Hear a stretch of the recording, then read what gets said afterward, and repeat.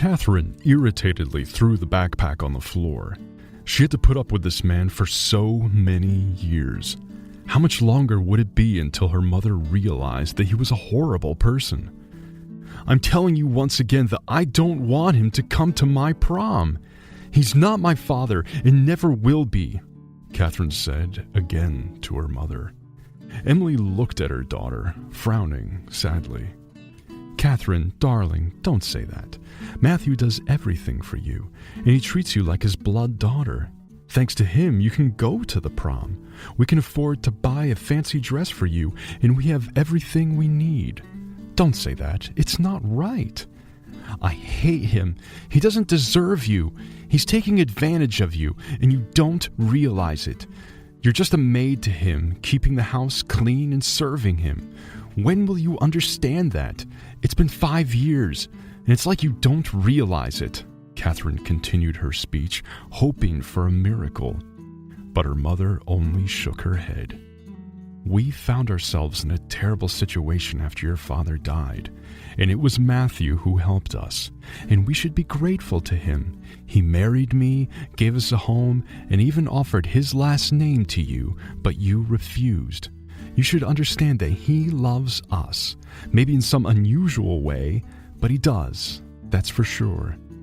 Catherine kicked the backpack away with her foot and said nothing. There was silence in the room for a few minutes. And then her mother left the room, leaving Catherine alone with her thoughts. Catherine collapsed on the bed, burying her face into the pillow. She screamed, letting out her anger, but the pillow muffled her scream. A few minutes later, Catherine rolled over onto her back. No, she will never accept this person. Her mother should not even try to change her mind. Her stepfather had never done anything wrong to her. From the outside, it seemed to everyone that he really loved his wife and her daughter. But Catherine inherited her biological father's intuition.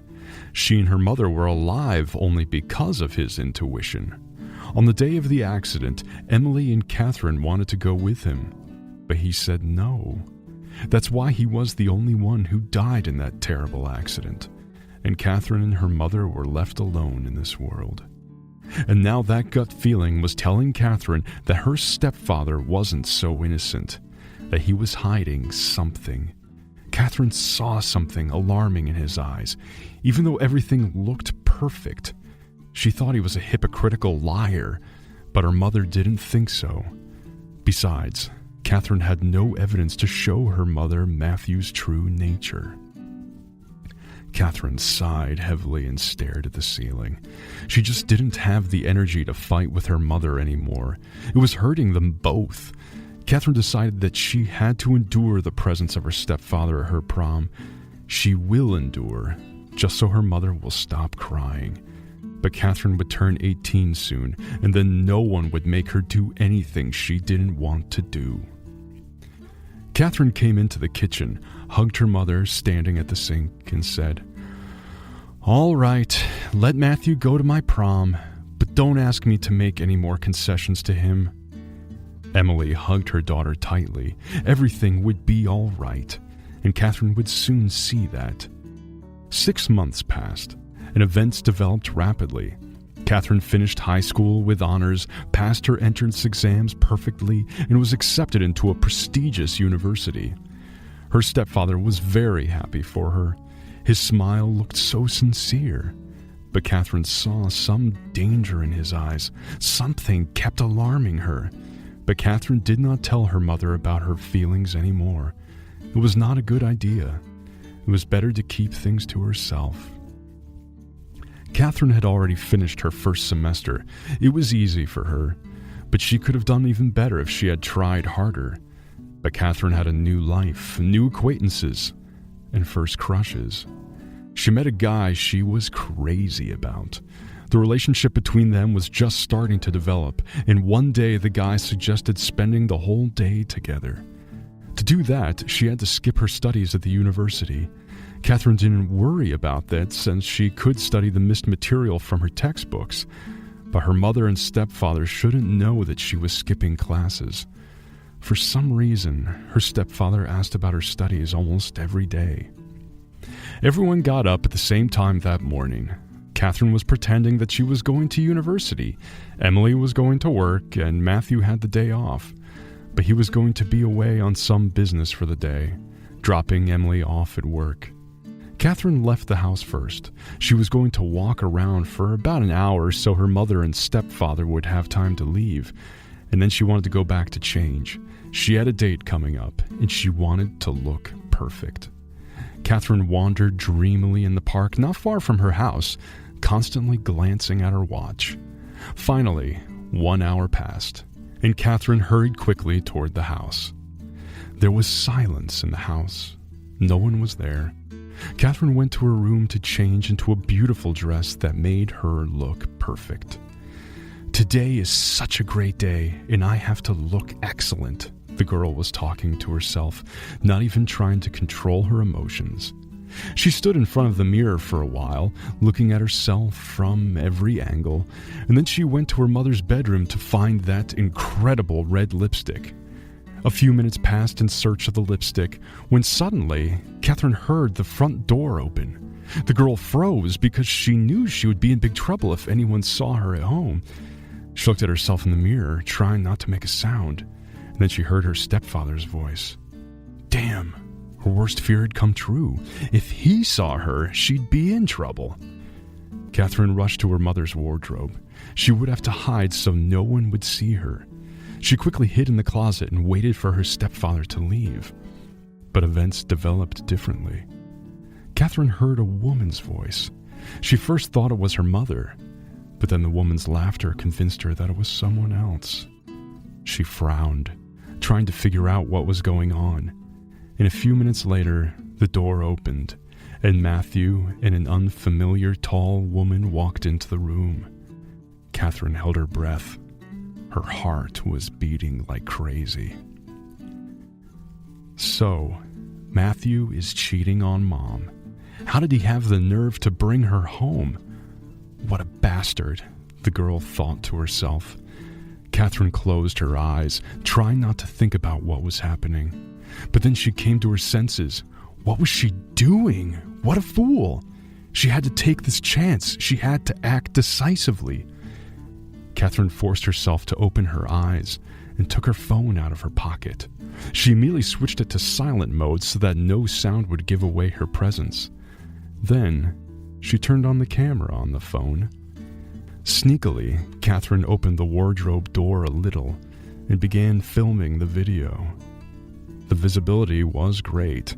Catherine took a video showing the faces of both of them. Then she took a couple more pictures. It was disgusting to watch this happen, but she needed to get the evidence. Now she could show her mother that Matthew was a horrible person and that he didn't love her mother at all, but was taking advantage of her. An hour later, Matthew and his mistress left. Catherine came out of the wardrobe and ran out of the house. She decided to cancel her date with her boyfriend, so she called him and told him that she wasn't feeling well. She needed time to think about the situation. Now Catherine could break her mother's life by showing her the true face of her stepfather. But would she break her life to save it? Half an hour later, she called her mother. "Mom, can you get off work early?" Emily startled. "Catherine, what's wrong? Are you okay? Did someone hurt you?" Catherine hurried to comfort her mother. No, Mom, I'm fine, but I need to talk to you. I'll wait for you at the cafe near your office." An hour later, Catherine and her mother were sitting at a table. The girl didn't know how to start a conversation. Emily looked at her daughter in confusion, waiting for the conversation to begin. Finally, Catherine pulled herself together. She took her mother's hand, squeezing it tightly.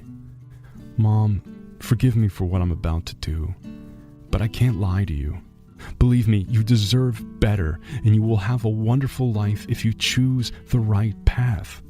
I will always be there for you. You have to understand that you and I will be fine, but only if you believe that and stop clinging to the past. Please listen to me and understand that I want us to be happy." And Catherine told her mother everything. How she skipped her classes, came home, and how her stepfather came home with that woman. She showed her all the pictures and videos she had taken. Emily listened silently to everything Catherine told her. Not a muscle flinched on her face. She watched all the pictures and videos in cold blood.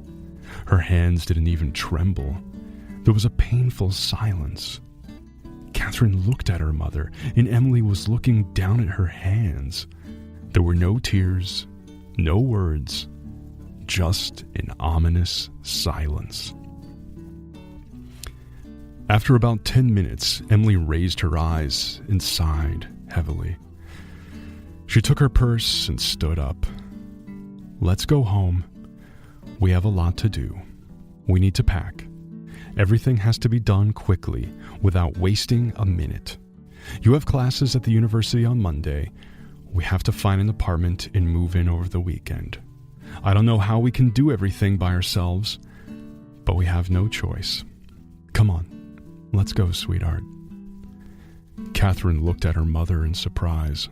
The girl smiled because now she was sure they would start a new life. A year passed, and Catherine was waiting for her mom in that cafe near Emily's office. She was in high spirits. Her mom was walking briskly down the sidewalk. A man walked beside her and held her hand. He gave her something, and Emily laughed, stopped, hugged and kissed him. Catherine smiled, remembering the events of the last year. She remembered how her stepfather and mother had argued that day, how they had packed their bags, and how quickly they had moved into the apartment they found accidentally. The owner of that apartment turned out to be Catherine's professor at the university. Mr. Simmons was Mom's age, and he showed real kindness by not charging them for the rent because he sincerely wanted to help them. After a while, feelings broke out between Emily and Mr. Simmons. It took time for Emily to trust him, but now they were inseparable. Catherine was really happy that it all worked out that way because Mr. Simmons was a decent man, and he made her mom happy. And now they have become a real family. "So, are we going to celebrate, or are you going to keep dreaming?" said Emily, hugging her daughter from behind. Catherine snapped out of her memories. She kissed her mother and smiled at Mr. Simmons. "We'll celebrate your marriage all night long," the girl answered, rejoicing in their happiness.